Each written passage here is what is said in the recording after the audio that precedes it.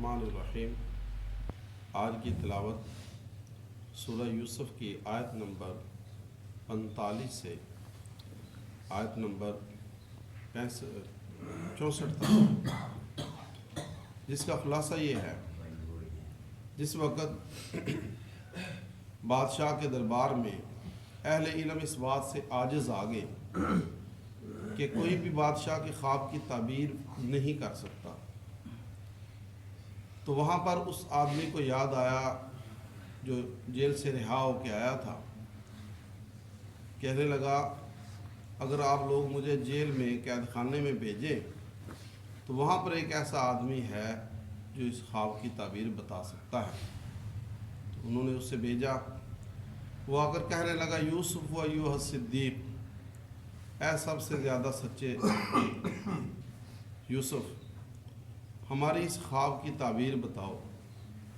حضرت یوسف علیہ السلام نے کہا، اس خواب کی تعبیر یہ ہے کہ تم 7 سال بہترین بارشوں والے گزارو گے جس میں بڑی پیداوار ہوگی، اور پھر اس کے بعد 7 سال آئیں گے جو خشک سالی کے ہوں گے، کوئی بارش نہیں ہوگی۔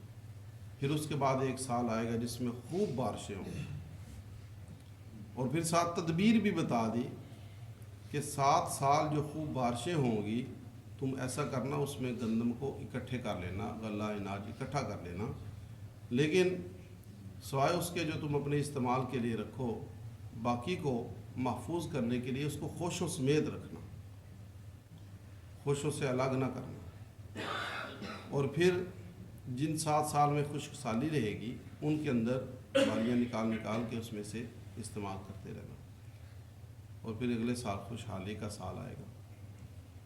تو بادشاہ کو جس وقت یہ بتایا گیا جا کے کہ وہاں پر ایک صاحب ہیں وہ اس کی تعبیر بتا سکتے ہیں، تو بادشاہ نے کہا، ہاں میرے پاس میں لاؤ۔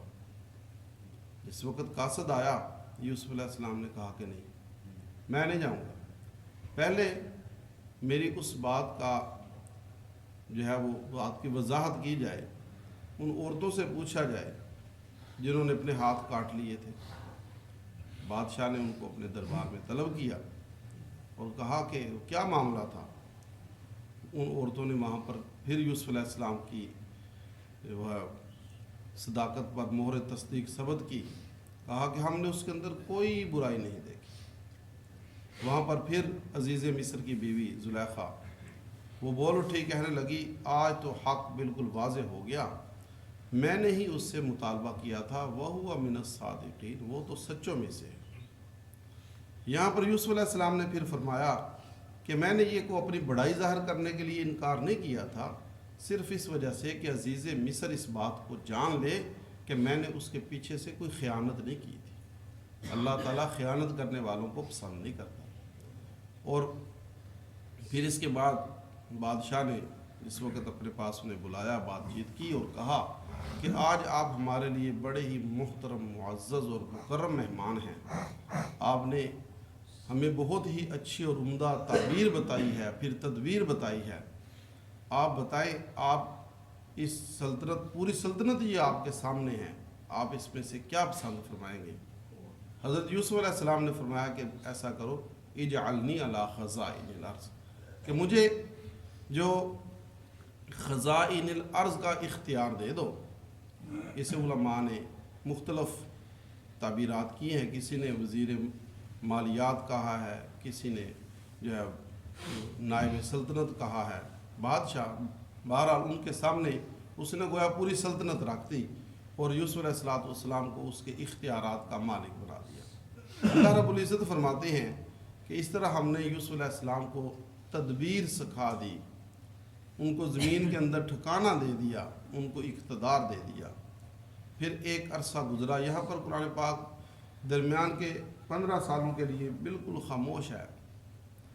ایک لمبا عرصہ جو ہے وہ گزرا، کیونکہ قرآن پاک غیر ضروری بات کو چھوڑ دیتا ہے، صرف اپنے مقصد پر رہتا ہے۔ یہاں پھر وہاں سے بات شروع ہوتی ہے کہ جب وہ 7 سال خوشحالی کے گزرے، اور پھر اس کے بعد خشک سالی کے 7 سال جب شروع ہوئے تو صرف مصر کے اندر گندم تھی، مصر کے اندر غلہ اناج تھا، باقی اطراف و اکنان میں چونکہ انہوں نے کوئی تدبیر نہیں کی تھی، تو اکناف و اطراف میں جو ہے قحط سالی کی وجہ سے برا حال ہو گیا. لوگ مصر کے اندر جو ہے وہ گندم لینے کے لیے آتے تھے. تو حضرت یوسف علیہ السلام کے علاقے سے بھی ان کا جو آبائی وطن تھا، یعقوب علیہ السلام کا پورا خاندان تھا ادھر، وہ لوگ بھی غلہ لینے کے لیے آئے.